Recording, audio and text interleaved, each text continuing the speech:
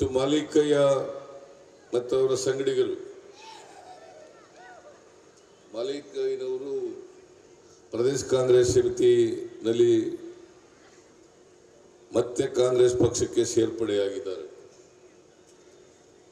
ಮತ್ತು ಅವರ ಸಹಪಾಠಿಗಳು, ಅವರ ಹಿಂಬಾಲಕರು, ಅವರು ಕೂಡ ಇವತ್ತು ಬಿಜೆಪಿಯನ್ನು ತೊರೆದು ಕಾಂಗ್ರೆಸ್ ಪಕ್ಷವನ್ನು ಸೇರಿದ್ದಾರೆ. ಅವರೆಲ್ಲರಿಗೂ ಕೂಡ ಹೃತ್ಪೂರ್ವಕವಾಗಿ ಪಕ್ಷಕ್ಕೆ ಸ್ವಾಗತ ಮಾಡ್ತೇನೆ ಅಂತಕ್ಕಂಥ ಮಾತುಗಳನ್ನು ಹೇಳಲಿಕ್ಕೆ ಬಯಸ್ತಾ ಇದ್ದೇನೆ. ಅಫಜಲ್ಪುರದಲ್ಲಿ MY ಪಾಟೀಲ್ರು ಸಿಟ್ಟಿಂಗ್ MLA,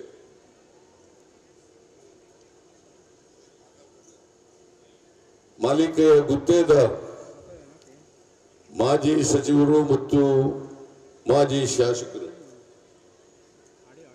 ಇವರಿಬ್ಬರು ಅಫಜಲ್ಪುರದಲ್ಲಿ ಒಟ್ಟಾಗಿರೋದ್ರಿಂದ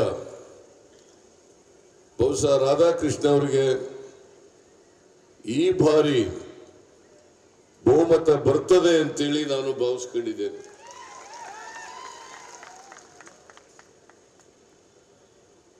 ಇವರೆಲ್ಲರ ಸೇರ್ಪಡೆಯಿಂದ ಕಾಂಗ್ರೆಸ್ ಪಕ್ಷಕ್ಕೆ ಶಕ್ತಿ ಬಂದಿದೆ. ಈಗ ನನಗೆ ಇರ್ತಕ್ಕಂಥ ಮಾಹಿತಿ ಪ್ರಕಾರ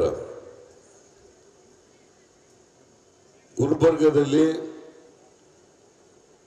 100 ರಾಧಾಕೃಷ್ಣ ಅವರು ಈ ಸಾರಿ ಗೆದ್ದು ಲೋಕಸಭೆಗೆ ಹೋಗ್ತಾರೆ ಅಂತಕ್ಕಂಥ ಮಾಹಿತಿ ಇದೆ.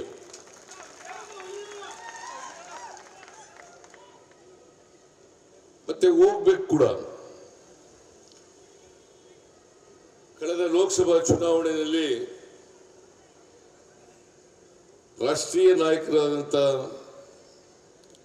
ಮಲ್ಲಿಕಾರ್ಜುನ ಖರ್ಗೆ ಅವರನ್ನ ಸೋಲಿಸಿದ್ರಿ. ಇದರಿಂದ ಅವ್ರಿಗೇನು ನಷ್ಟ ಆಗಲಿಲ್ಲ.